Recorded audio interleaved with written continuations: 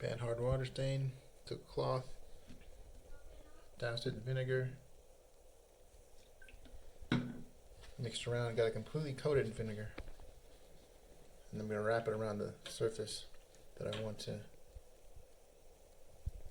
clean off. Have to make sure it's touching all the surface. Then you're going to wait for an hour.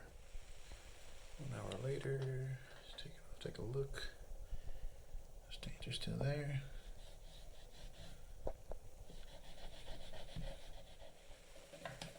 The toothbrush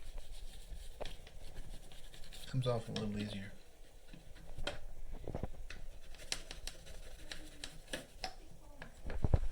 So it's not perfect, but it's much better than before. If I probably used a harder bristle toothbrush, I could have gotten a lot more off. But it works. It just takes maybe a little more time. So, yeah, much better.